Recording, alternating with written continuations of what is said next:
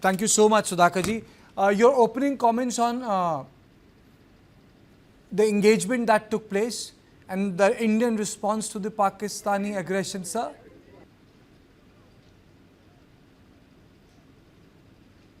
Kartika, good morning. Thank you for getting me to your show and very regards to the distinguished co-panelists and the viewers.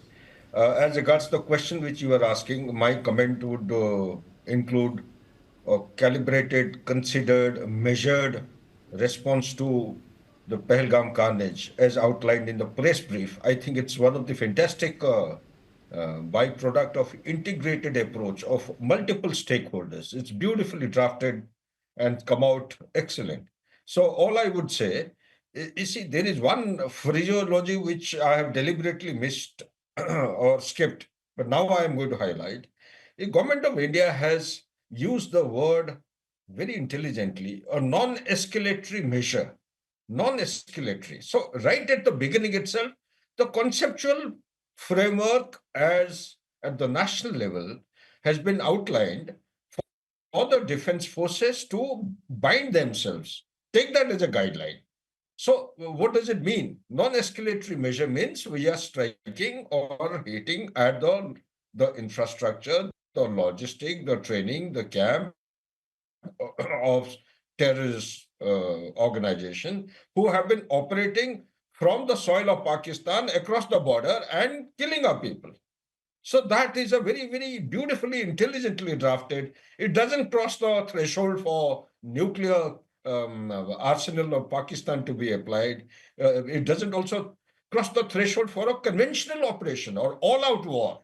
So therefore, as I understand, that this may be put under the heading of brinkmanship, but this brinkmanship will carry on tit for tat.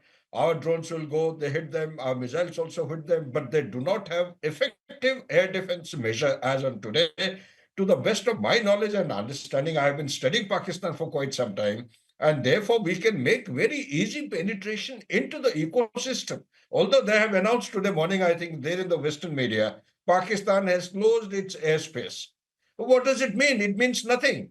In a conflict-like situation, when you close the airspace, if there is some enemy aerial platform coming in, they should be able to scramble, jet fighters to pursue the aircraft, make it come down on the ground, carry out investigation, or push it out from the airspace of Pakistan.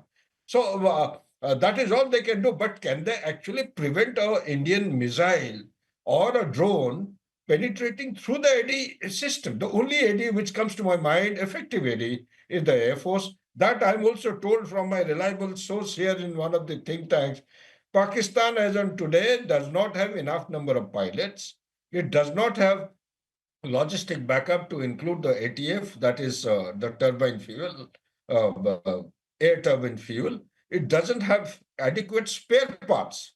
It is dependent on F-16, totaling, I think, around 75 out of 75. I'm given to understand almost about 50% are off-road. The remaining 50%, they are not being maintained. They do not have spare parts because lately, just recent couple of months back only, USA has renewed its commitment of supporting the thing, but also has given a rider that F-16 was supposed to be employed only for counter-terrorism operation. But India has got enough of evidence to suggest that F-16 is being applied against India in a conventional form or whatever form you call it. Next point I wish to share with your audience is that the ground troops, their effectiveness is directly related to the availability of ammunition. Pakistan, as on today, has got 4I. What is I? I is the intense rate. It is the intensity of the operation when an all-out war is announced. So far, all-out war has not been announced. It's a very calibrated and non-escalatory kind of a thing. Although I know you will counter question me that Pakistan has targeted our military bases, military installations. Now, has any of its projectile actually hit and carried out and resulted in some kind of a destruction or damage? Has there been any collateral damage? The answer is no. All 24 missiles or the drones which they were neutralized on air by virtue of a very effective S-400 or air defense mechanism and the system. So last point I wish to share is that for the first time in independent Pakistan, the 12 Corps, which is located at Quetta, has been mobilized towards Pakistan occupied Jammu and Kashmir, because that is where they expected Indian army to come in with the offensive content. Also, some elements have gone into Gilgit and Baltistan. Now, what does it mean? Does it mean that Balochistan has been left absolutely high and dry without any footprint? I don't think so. They would be having some skeleton element.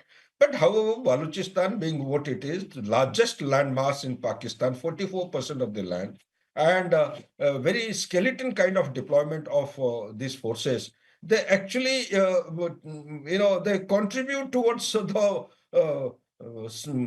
giving support, kind of a support to Balochi Liberation Front, the demand for independence. So therefore, I would say that overall the situation is pretty bad. It is tit for tat. It will go like this. And the other channels, they were asking me what is going to be the tipping point. The tipping point, as far as I'm concerned, is totally dependent on either side.